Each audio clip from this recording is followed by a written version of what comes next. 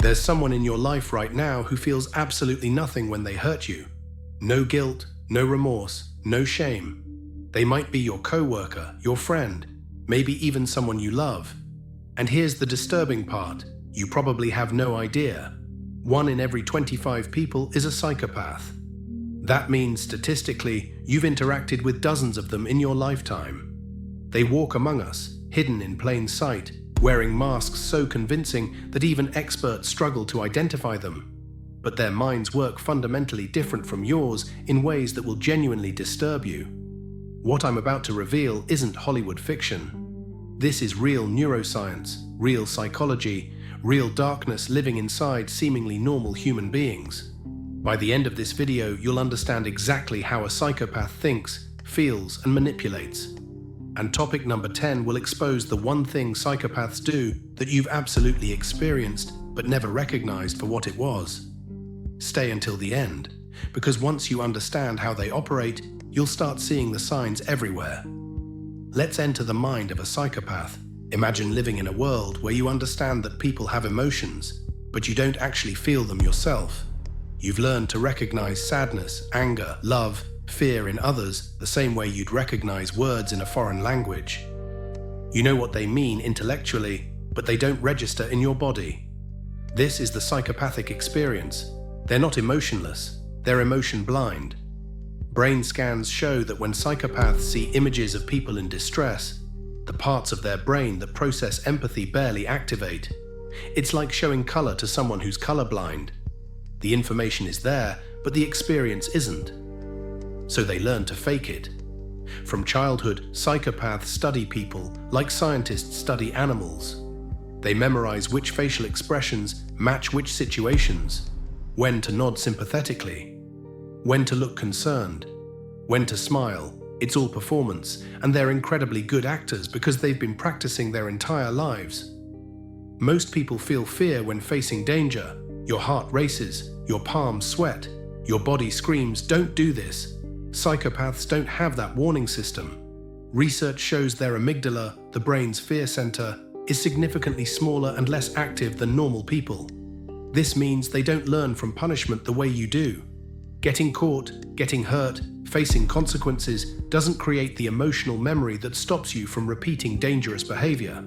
So they take insane risks again and again because their brain literally can't generate the fear response that would protect them.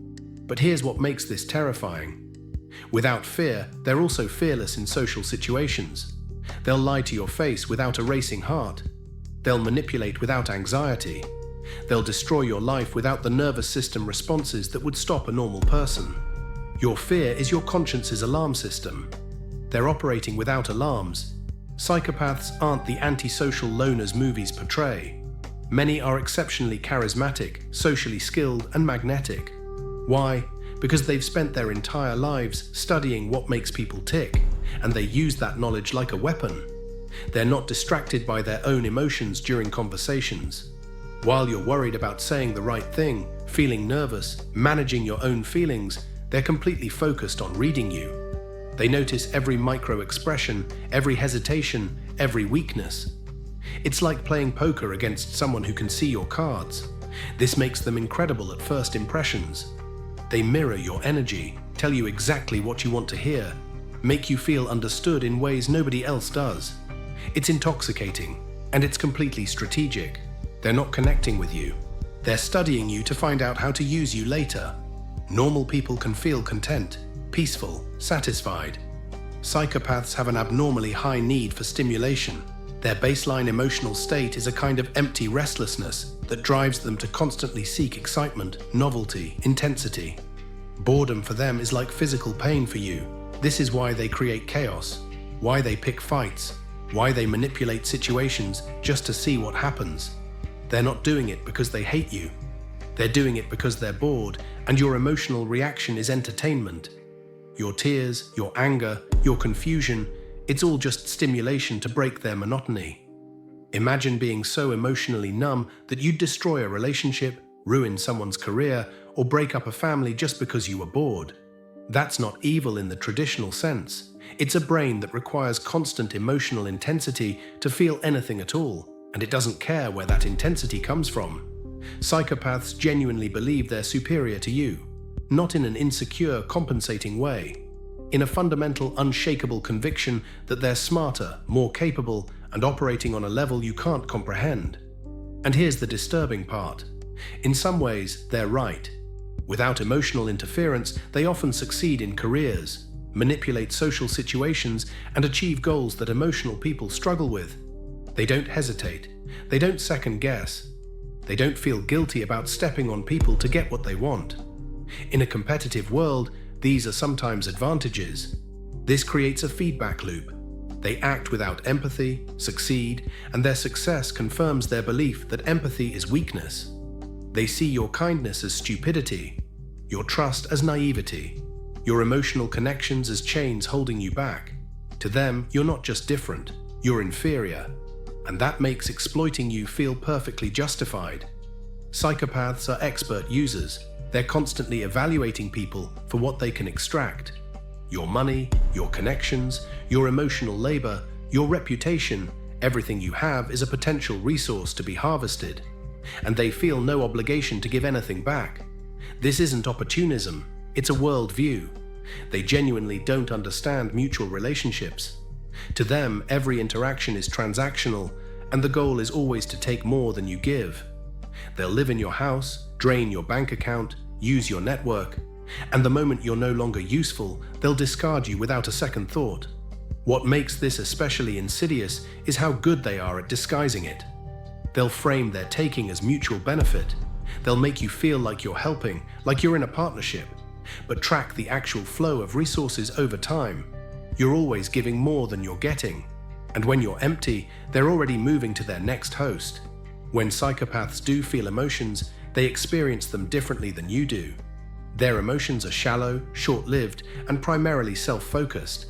They can feel anger, but it's explosive and disappears quickly. They can feel excitement, but it's surface level. They can feel something like affection, but it's possessive rather than connective. Think of emotional depth like color depth in an image. You experience emotions in full spectrum, with nuance, complexity, lasting impact.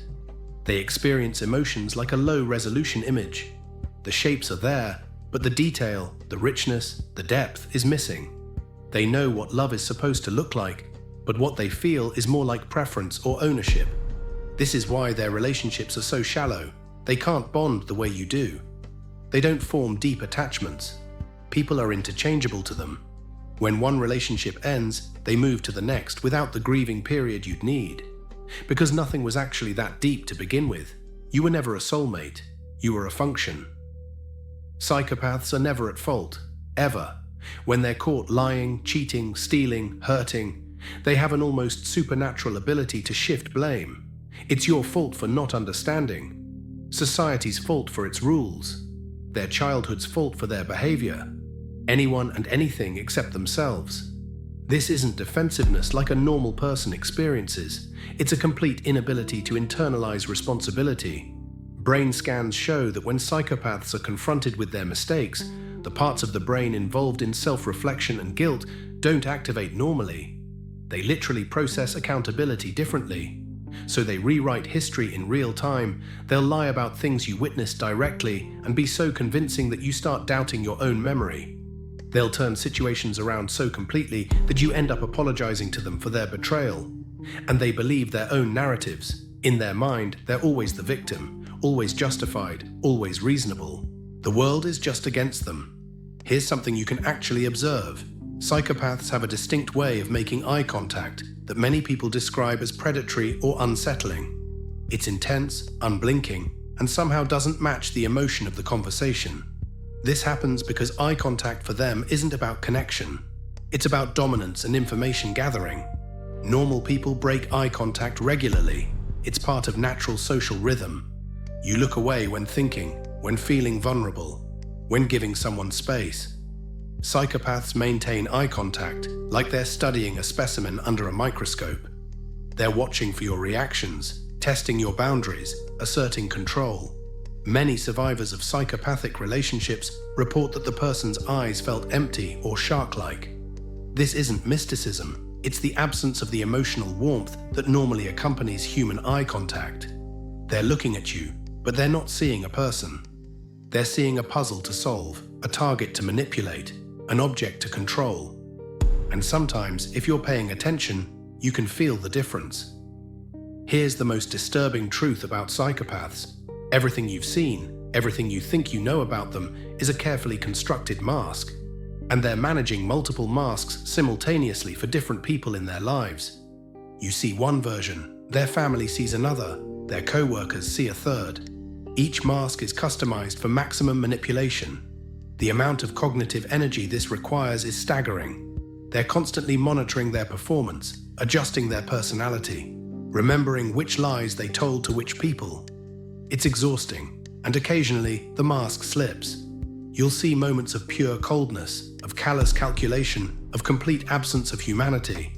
Then it snaps back into place so fast you question whether you really saw it. This is why psychopaths sometimes seem to have multiple personalities. They don't. They just have multiple masks, and sometimes they forget which one they're supposed to be wearing with you. The real person underneath all those masks? There might not be one. Some researchers believe psychopaths are all mask, all performance, with no authentic core self at all.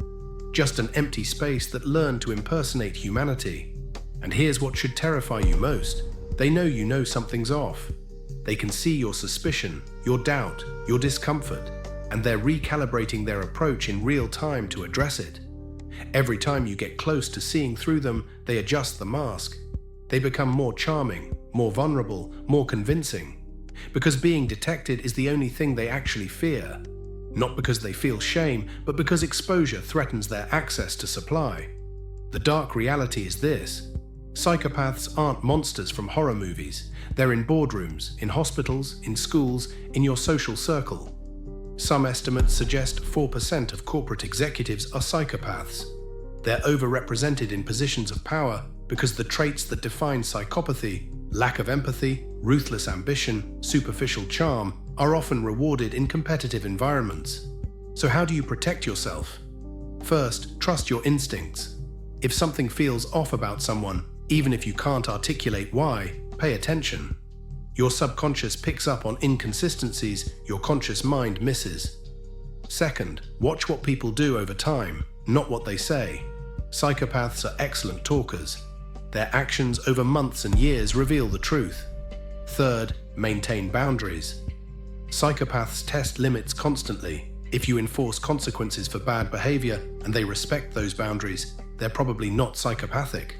If they bulldoze over every boundary while making you feel bad for having them, massive red flag.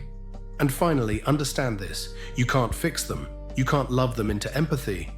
You can't therapy them into feeling guilt. The brain differences are structural. Your compassion is a resource they'll exploit, not a cure that will heal them. Not everyone who hurts you is a psychopath. But some people who hurt you are fundamentally different from you in ways that matter.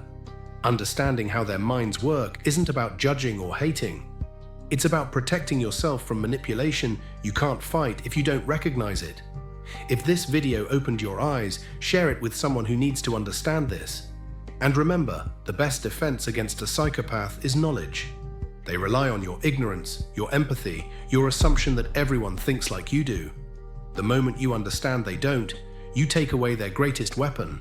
Stay aware, stay protected, and never assume that everyone operates with a conscience.